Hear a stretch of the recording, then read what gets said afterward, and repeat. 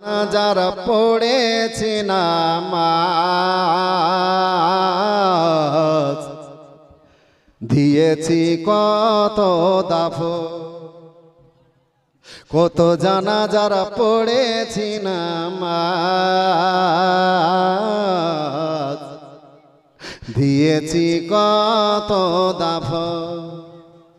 কোথায় যেন আছে আমার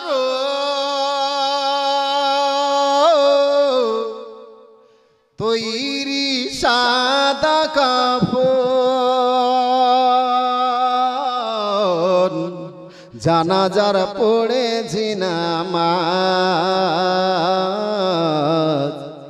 দিয়েছি কত দাফন, কত জানাজার পড়েছি নামাজ দিয়েছি কত দাফন। আমার তরি বাধায় আছে কোন শিখেয়া ঘাটে, কোন মসজিদে হবে এলান শুয়াবে শেষ খাটে। সুবহানাল্লাহ। আমার তরি বাধায় আছে কোন শিখেয়া ঘাটে, কোন মসজিদে হবে এলান শুয়াবে শেষ খাটে। কখন কোথায় করবে দাফন আমাকে সজন, জানাজার পড়েছি না মাজ দিয়েছি কত দাফন, কত জানাজার পড়েছি না মাজ দিয়েছি কত দাফন। কোথায় যেন আছে আমার তৈরি সাদা কাফন, জানাজার পড়েছি নামাজ দিয়েছি কত দাফন, কত জানাজার পড়েছি নামাজ দিয়েছি কত দাফন। সাদ্দাম বাড়ি কোথায় হলো? বাসুদেবপুর থেকে। নারায় ছিল যাব মদিনা। সুবহানাল্লাহ। কি ভুলে গেছেন? আমার সঙ্গে বলতে হবে না? যাব বলা যাবে তো? মনে বড় আশা ছিল যাব মদিনা, মনে বড় আশা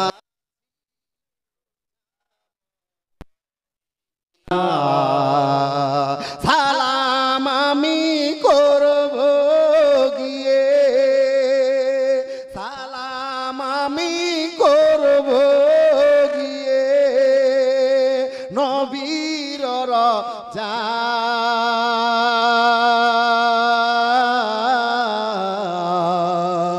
মনে বড় আশা ছিল যাব মদিনা, আবো মদিনা, মনে বড় আশা ছিল যাব মদিনা।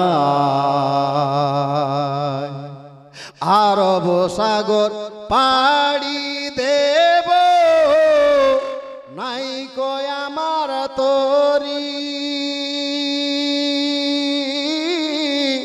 পাখি নয় যে উড়ে যাব ডানাতে ভর করি।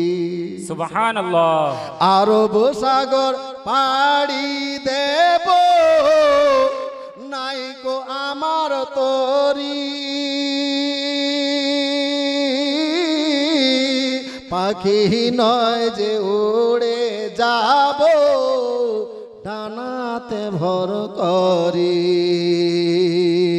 আমার আশায় আছে সম্বল নাই, আশায় আছে সম্বল নাই, করি কি উপায়।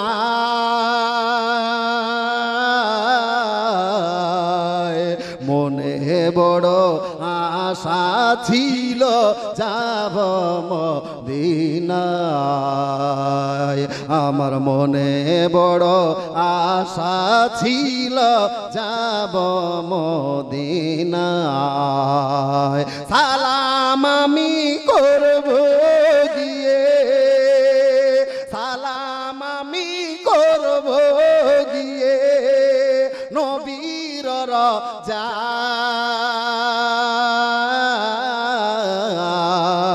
মনে বড় আশা ছিল যাব মদিনায় আমার মনে বড় আশা ছিল যাব মদিনা মদিনা যাইতে পারলাম না মদিনা দেখতে পারলাম না মদিনা যাইতে পারলাম না মদিনা দেখতে পারলাম না আমি অসহায় তাই এত দূরে রই অসহায় তাই এত দূরে রই শুধু সালাম জানাই মদিনা যাইতে পারলাম না মদিনা দেখতে পারলাম না মদিনা নাম কত সুন্দর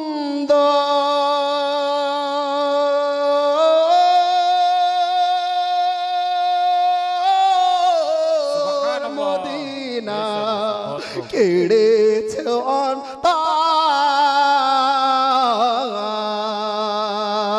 পাখির নে ডানা থাকলে পাখির নে ডানা থাকলে যেতাম মদিনায় মদিনা যাইতে পারলাম না মদিনা দেখতে পারলাম না মদিনা যাইতে পারলাম না মদিনা দেখতে পারলাম না শুধু মদিনার পাখি দিয়েই 12টা গজল একত্রিত করেছিলাম যেহেতু হযরত এসেছেন শোনাতে পারবো না গজল যখন মদিনার পাখি পাবেন দেখবেন অন্তর ছুঁয়ে যাবে একটা ছোট্ট করে একটা ছন্দ শোনাবো শুনবেন কি বলছে শুনেন একটা ছন্দ কই বলছে যদি ছোট্ট একটা পাখি হইতাম যদি ডানা ওয়ালা পাখি হইতাম যদি ছোট্ট একটা পাখি হইতাম যদি ডানা ওয়ালা পাখি হইতাম একটা উড়াল দিয়া সে মদিনাতে যাইতাম হায়রে একটা উড়াল দিয়া সে মদিনাতে যাইতাম যদি ছোট্ট একটা পাখি হইতাম যদি ডানা ওয়ালা পাখি হইতাম একটা উড়াল দিয়া সে মদিনাতে যাইতাম হায়রে একটা উড়াল দিয়া সে মদিনাতে যাইতাম এদিকে সেদিকে ঘুরে বেড়াইতাম মেলিয়া ডানা যে থাই পড়েছিল নবীর কদম খানা সুবহানাল্লাহ ভালো লাগছে বলবো গজলটা সম্পূর্ণ অবশ্যই বলবো তবে বলার জন্য এসেছি রে বাপজি এই যে হযরত আল্লাহওয়ালা একজন আপনার কি বলে আমার নবীর আওলাদ বসে আছে আপনার জন্য জান খুলে প্রাণ খুলে দোয়া করবে আপনার জন্য স্বামীর নামে একজন মা দিয়েছে 200 টাকা তবে এইবারে আমি বলবো এখানে অনেকে 10,000 টাকা দান করেছে কেউ 500 টাকা দান করেছে কেউ 5,000 টাকা কেউ 1,000 টাকা কেউ 1100 টাকা একবার দান করলে দ্বিতীয়বার দান করলে হারাম হয়ে যাবে এই রকম ব্যাপারটা নয় রে বাবা দুনিয়াতে বহু ফকির দেখেছেন যে নিজের জন্য আপনার চান্দা চাইবে নিজের জন্য আপনার ভিক্ষার হাত পাতাবে না রে বাবা, এইরকম অনেক ফকির দেখেছেন, তবে আজকে এই ফকিরটা স্পেশাল ফকির আপনার নিজের জন্য চাইবে না, এই মাদ্রাসার তালবিমদের জন্য। আপনাদের কাছে এই স্টেজে আমি একটা ভিক্ষার ঝুলি ধরবো, আমি বাপজিদেরকে বলবো, মাজিদেরকে বলবো, পারলে আমার সঙ্গে একজন তালবিলিম আসো রে বাবু, এখানে আসো তো, একজন তালবিলিম আসো আমার সঙ্গে। সুবহানাল্লাহ। এই যে হাজরাত আপনারা দেখছেন দানটারে বাবা, প্রত্যেকটা লোককে বলবো এই শুরু থেকে শেষ পর্যন্ত একটা লোকও বসে থাকবেন না, যার যেমন সমর্থ সেই সমর্থ অনুযায়ী আপনারা এই চাদরের মধ্যে দিয়ে যান। এই চাদরটা আমি নিজের জন্য নয়, একটা ফকিরের ভিক্ষা ধরলাম রে বাবা। সুতরাং যদি আপনার কাছে পয়সা না থাকে, অন্যের কাছ থেকে ধার নিয়েও এই চাদরের মধ্যে দিয়ে যাবেন। বলবেন রে ভাই আমার কাছে পয়সা নাই, আমি পয়সা দিয়ে দিয়েছি, এখন পকেট খালি হয়ে গিয়েছে।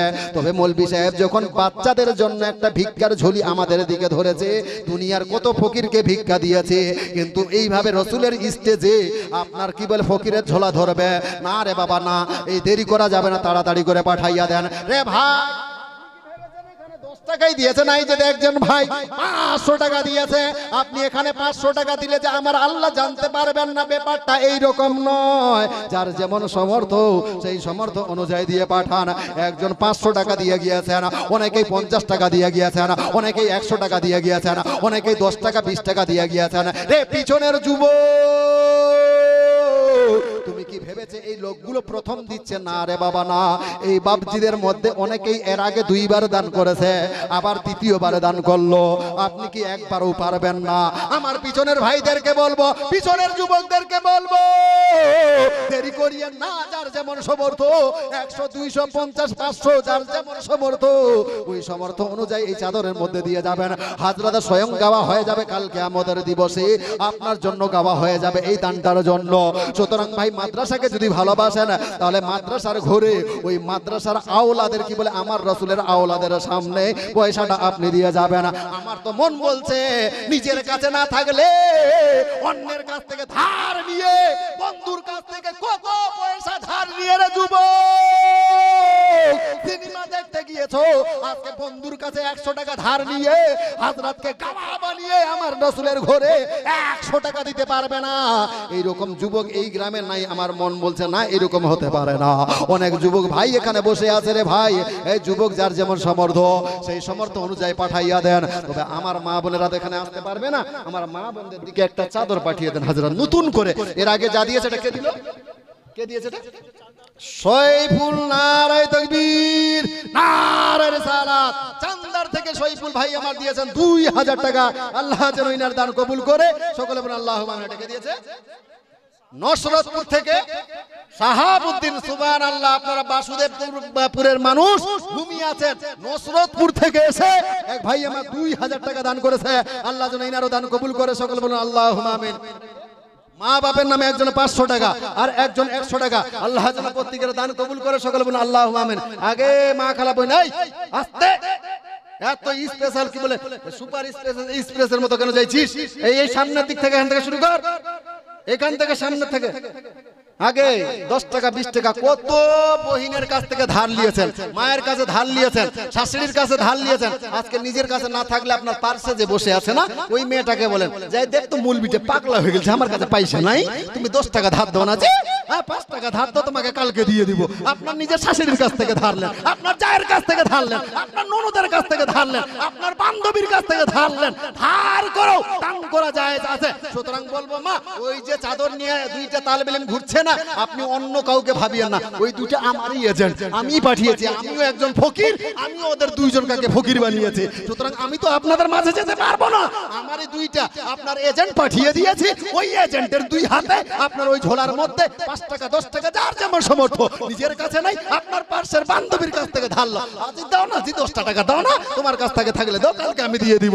তবে ধার করে যদি নেন তাহলে অবশ্যই ওটা পরিশোধ করবেন, কারণ ওই ধার করে যদি আপনি পয়সাটা পরিশোধ না করেন তাহলে নেকিটা আপনার হবে না, শুধু উনারই হবে। আর যারা ধার দিবেন তার ডবল নেকি, একটা দেখ আপনার নেকি করে আপনার দান করা নেকি, আবার ধার দেওয়া নেকি। সুতরাং ধার যদি কেউ চায় তাহলে তাদেরকে দিয়ে, প্রত্যেকের কাছে হয়তো পয়সা নাই, ইতিপূর্বে অনেক মা খালা বহিন দিদি আপনার দান করেছে, ওই পিছনের মা খালা অনেকেই দেখছেন ভাবছেন যে এখন দিচ্ছে, এরা হয়তো দেয়নি না। অনেক মাকে জিজ্ঞাসা করেন এর আগে 500 টাকা কেউ দিয়েছে, কেউ 200 টাকা দিয়েছে, কিন্তু পরক্ষণে আবার চাদরের মধ্যে অনেকেই 10, 20, 50 টাকা দান করছে। সুতরাং আপনাদের কাছে যখন চাদরটা যাবে মা, ওই চাদরের মধ্যে প্রত্যেককে বলবো আপনারা নিজের আপনার কি বলে স্বার্থ অনুযায়ী আপনার নিজের কি বলে অর্থ হিসাবে ওই জায়গায় আপনার চাদরের মধ্যে দান করবেন। ইনশাআল্লাহ আপনার জন্য জান খুলে প্রাণ খুলে দোয়া করব। একটা ছোট্ট করে গজল বলেই আমি আপনাদের কাছ থেকে বিদায় নিয়ে যাব। কবি বলছেন ইনশাআল্লাহ শুনতে ভালো লাগবে, এই গজলও আমি পড়েছি বহু জায়গায়।